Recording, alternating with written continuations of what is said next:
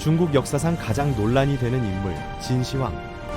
그는 분열된 중국을 최초로 통일한 영웅이자 동시에 학자 460명을 산 채로 땅에 묻어버린 폭군입니다. 이 모순적인 두 얼굴 뒤에는 어떤 진실이 숨어 있을까요? 천하를 손에 쥔 남자가 왜 책을 불태우고 지식인들을 학살해야만 했는지, 오늘 그 충격적인 이야기를 파헤쳐 보겠습니다. 기원전 241년 13살 소년이 진나라 왕위에 올랐습니다. 그의 이름은 영정, 훗날 진시황이라 불리게 될 인물이었죠. 당시 중국은 전국시대라 불리는 혼란기였는데 7개의 강력한 나라가 서로를 집어삼키려 끊임없이 전쟁을 벌이고 있었거든요.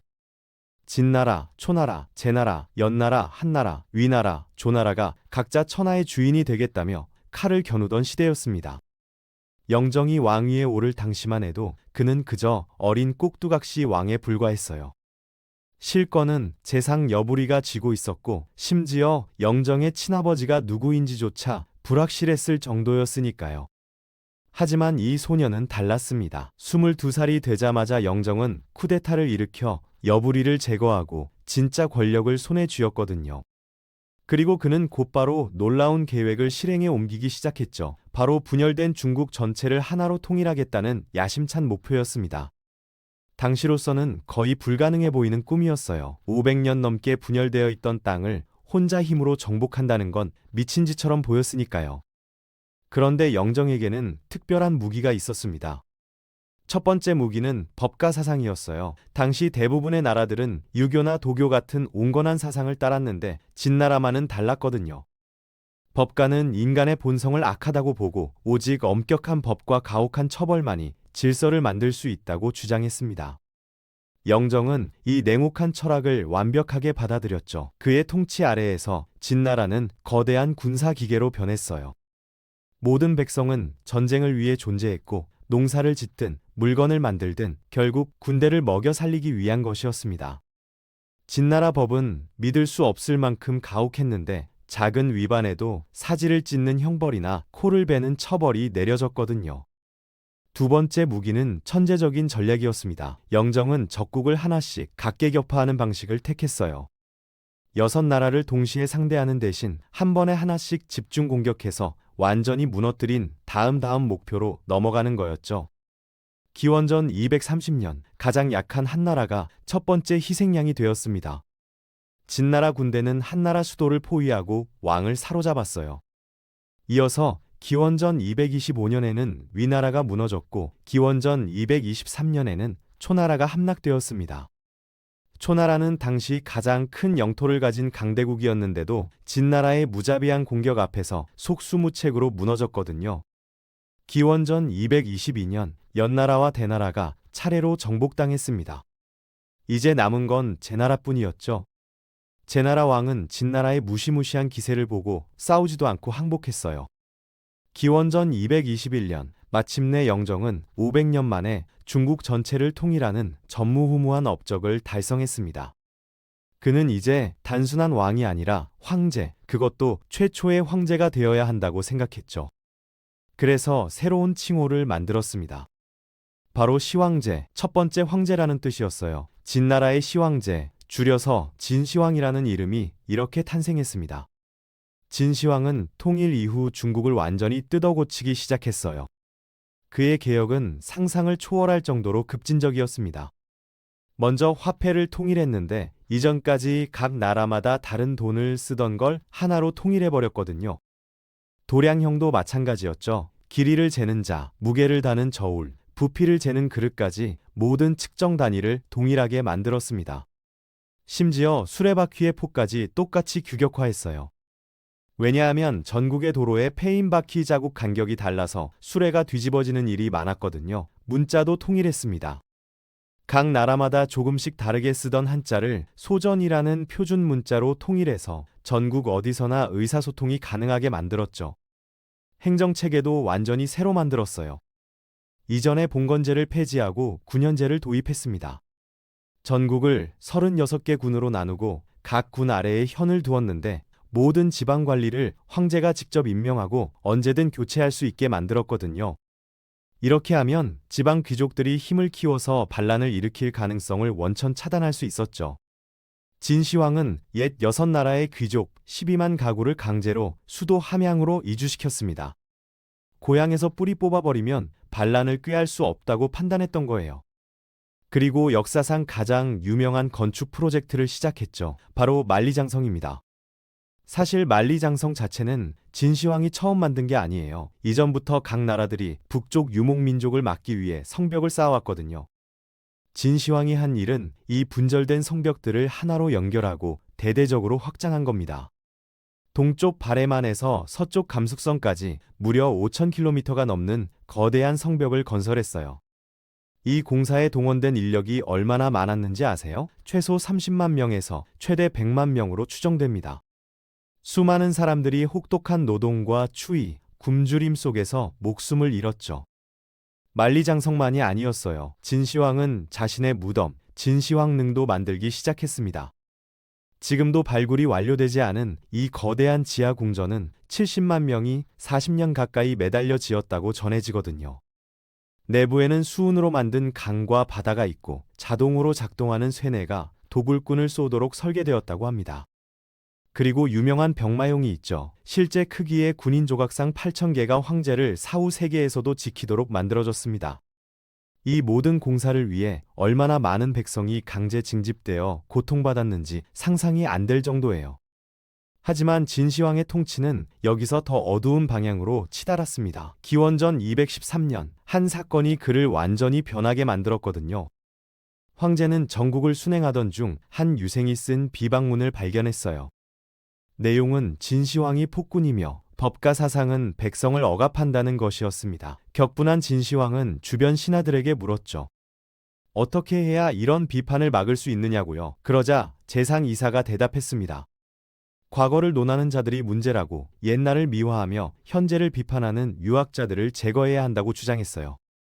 그렇게 시작된 것이 분서갱유입니다. 먼저 분서, 책을 태우는 일부터 시작했어요. 진시황은 전국에 명령을 내렸습니다. 의학, 농업, 점술에 관한 실용서를 제외한 모든 책을 불태우라고요. 특히 유교 경전인 시경과 서경, 그리고 제자 백가의 저술들이 주요 타깃이었습니다. 왜냐하면 이런 책들이 옛날 성왕들의 통치를 찬양하며 현재 황제를 비판하는 근거가 되었거든요. 전국 각지에서 수많은 책이 불길 속으로 사라졌어요. 수천 년 지식과 문화의 유산이 한순간에 재가 되어버린 겁니다. 하지만 더 충격적인 건 그 다음이었습니다. 기원전 212년 일부 유생들이 황제의 명령에 불복하며 여전히 옛날을 찬양하는 말을 퍼뜨렸어요. 진시황은 이번엔 사람을 없애기로 결정했습니다. 수도 함양에 있던 유학자 460여 명을 체포해서 산채로 땅에 묻어 죽였거든요. 갱유, 구덩이에 묻는다는 뜻이었죠. 역사가들은 이를 중국 역사상 최악의 지식인 학살 사건으로 기록했습니다. 진시황은 왜 이런 극단적인 선택을 했을까요? 그는 과거가 미래를 방해한다고 믿었어요. 옛날에 좋은 왕들, 옛날에 좋았던 시절을 이야기하는 것 자체가 자신의 새로운 체제에 대한 도전이라고 생각했던 겁니다. 아이러니하게도 이 사건은 진시황의 큰 아들에게 충격을 주었어요. 태자 부소는 유교적 교육을 받은 온건한 성격의 인물이었는데 아버지의 잔인함을 견디지 못하고 직접 간언했습니다. 학자들을 죽이는 건 천하 백성의 마음을 잃는 일이라고 제발 멈춰달라고 애원했죠. 하지만 진시황은 아들의 말을 듣기는커녕 오히려 그를 변방으로 추방해버렸어요. 만리장성 건설을 감독하는 임무를 주며 수도에서 쫓아낸 겁니다. 자기 아들조차 반대 의견을 용납하지 않는 완벽한 독재자가 되어버린 거죠. 권력의 정점에 오른 진시황이지만 그에게는 하나의 큰 두려움이 있었습니다. 바로 죽음이었어요. 천하를 통일하고 절대 권력을 손에 쥔 황제였지만 결국 인간인 이상 죽음은 피할 수 없었거든요. 진시황은 불로불사, 영원히 늙지 않고 죽지 않는 방법을 찾는 데 집착하기 시작했습니다. 그는 전국에서 방술사와 연금술사들을 불러 모았어요. 이들은 황제에게 신선이 사는 복례산에 가면 불로초를 구할 수 있다고 말했죠. 진시황은 이 말을 믿고 거액의 자금을 들여 대규모 탐험대를 동쪽 바다로 보냈습니다. 가장 유명한 사람이 서복이라는 방술사였어요. 그는 진시황에게 동쪽 바다 저 너머에 신선이 사는 섬이 있으니 3,000명의 동남 동료를 데리고 가서 불로초를 구해오겠다고 약속했습니다. 진시황은 엄청난 재물과 함께 서복 일행을 보냈는데 그들은 다시는 돌아오지 않았어요. 일설에는 서복이 일본 열도에 도착해서 그곳에 정착했다고 하는데 진짜인지는 아무도 모르죠. 어쨌든 진시황은 속았지만 불로불사에 대한 집착을 멈추지 않았습니다. 수훈이 불로장생의 비약이라는 말을 듣고 수훈 알약을 먹기 시작했거든요. 당연히 독이었죠. 기원전 210년 진시황은 5번째 전국 순행을 떠났습니다. 50살의 황제는 이미 건강이 나빠진 상태였어요. 아마도 지속적인 수은 복용 때문이었을 겁니다. 순행 중 하북성 사구 지역에 도착했을 때 갑자기 병이 악화되었죠. 황제는 자신의 죽음을 예감하고 급히 유서를 쓰기 시작했습니다. 변방에 있던 큰아들 부소에게 수도로 돌아와 장례를 치르라는 내용이었어요. 이는 사실상 부소를 후계자로 지목한 것이었습니다. 하지만 이 유서는 부소에게 전달되지 못했어요. 환관 조고와 재상 이사가 음모를 꾸몄거든요. 진시황이 죽자마자 이들은 유서를 숨겼습니다. 대신 가짜 유서를 만들어서 부소에게 자살하라는 명령을 내렸죠. 동시에 어리고 조종하기 쉬운 막내 아들 호해를 이세 황제로 옹립했어요. 부소는 아버지의 명령이라고 믿고 정말로 자살했습니다. 이렇게 진시황의 죽음은 비밀에 붙여진 채 시신은 썩는 냄새를 감추기 위해 썩은 생선 수레와 함께 수도로 운반되었습니다. 황제의 장례식은 2달 뒤에야 치러졌어요. 하지만 제국은 이미 무너지기 시작하고 있었습니다. 이세 황제 호해는 무능했고 조고는 권력을 농간하며 정치를 망쳤거든요. 진시황이 죽은 지 1년도 안 돼요. 전국 곳곳에서 반란이 일어났어요. 가장 먼저 진승과 오광이라는 농민 출신 지도자들이 봉기했습니다. 그들은 어차피 지각하면 사형이니 반란을 일으키자고 외쳤고 수많은 백성이 호응했죠. 옛 6나라의 귀족 후손들도 들고 일어났습니다. 항우와 유방이라는 두 영웅이 등장해서 진나라를 무너뜨리기 위해 싸웠어요.